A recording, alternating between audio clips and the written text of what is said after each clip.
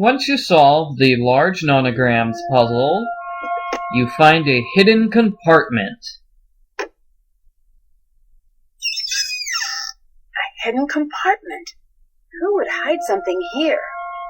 Inside, we have a letter from Kasumi to both of her daughters. You see, Yumi and Miwako, they fight all the time, and their mother was really hoping that someday the two of them would learn to love each other instead of fighting. So she gave half of the nonogram puzzle to Yumi and half of the nonogram puzzle to Miwako. That way the two of them would have to work together to solve the nonogram. And we also have a sword.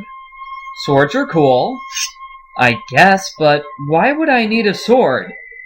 Is something spooky and strange going to happen?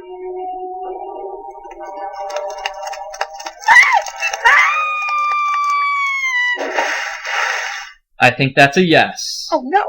I better find a way to cut these cords in half, and fast! Alrighty, let's use the sword to cut the cords. Alright, so what you want to do here is simply cut cords to make a straight line going through the cords to the bottom. Or something like that. You'll notice I'm making a hole in the cord, so the hole sort of goes like here, here, here, here. Let's go over here. And over here, which would make a straight line from the top to the bottom through the cords. Just like that. That's how you solve that puzzle. At this point, Nancy is supposed to examine the creepy monster thing that almost killed us. And when Nancy examines the creepy monster, she finds a clue which tells her who the culprit is. I'm not going to do that right now. I don't want to spoil the ending. Instead, I'm going to talk to Takae about Kasumi. We just found a letter from Kasumi, and Takae knows about this letter. And in order to beat the game, you need to talk to Takae about the letter. Hello, Nancy-san. Did you know about Kasumi's will? She did not have a will. She was too young. She did. I found it. No, you don't understand what you found. Whatever that says, she didn't mean it. How would you know if she didn't mean it? No, you don't understand. Oh, I understand perfectly. You didn't tell the girls what their mother really wanted because you're afraid of losing the Ryukon. You made up all of this ghost business to scare the girls into doing what you want. Stop! Stop! You're wrong! Oh, I'm wrong, huh? Well, just like what happens when there's a candy bar I can't afford, I don't buy it. I don't buy it. I wouldn't expect you to understand. Try me. I can't lose them too. There's no guaranteeing that they'll leave if they know the truth. Yes, there is. There is too much sadness for them here. They've forgotten about how things used to be before she died. They've forgotten about how this used to be our home. But why would you fake these hauntings if you want them to stay? I would never do that. I think maybe I jumped to a decision too quickly. I know you mean well, Nancy-san. You can't help us here. But thank you for trying. What really happened to Kasumi? I need to know. The police said it was an accident. It wasn't an accident. What did happen? It was my job to take care of the bus. I was supposed to be there. She was supposed to be meeting with that pen pal friend of hers downtown. She was so excited to go. I should have let her go. I should have taken care of everything myself. But I didn't want to. I didn't like her going into the city. I didn't like that pen pal of hers, always getting her so wound up about leaving here. So I played sick so she couldn't go. I don't understand. The pool ledges are very slippery. You must know where to walk. There was a reason I never let her do that part. But I wasn't thinking about that. I was too selfish. She drowned that night in the bath.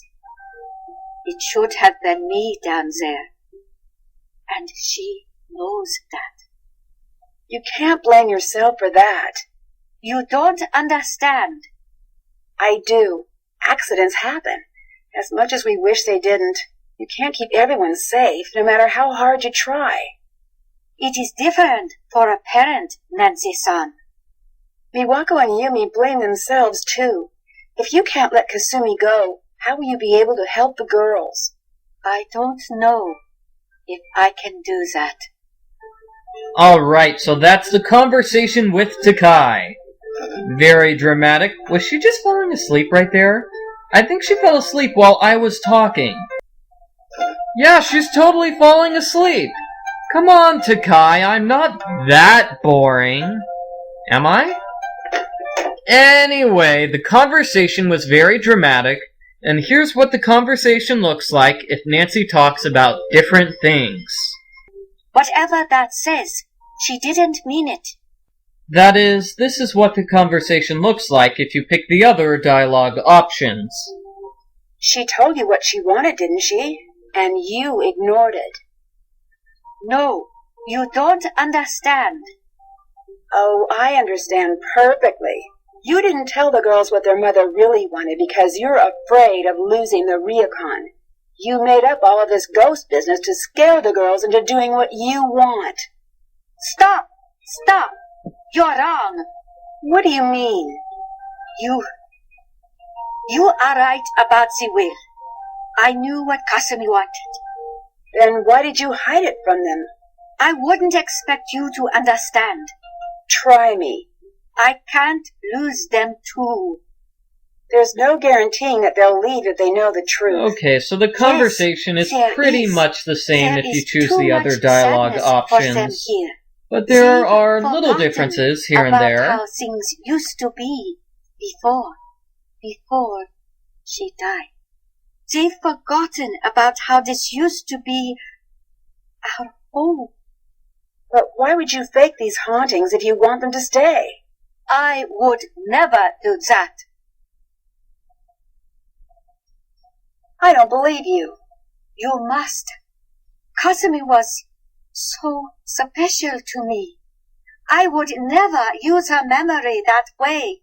Never. So, that's the conversation with Takae. She might be innocent, she might be guilty. We won't know until we examine the monster thing and find the final clue. Which is something I'll do in the next video. But before this video is over, I want to do something. That is, I want to get all of these awards at the end of the game. You can get an award for doing a lot of Suki commands, for finding an Easter egg, for sending phone avatars to everybody on Nancy's phone list, for watching the DVD in Yumi's apartment, for returning the password to the place you found it. Let me show you what that looks like. It's really simple. Once you find out what the password is, return to the front desk and make fun of Suki.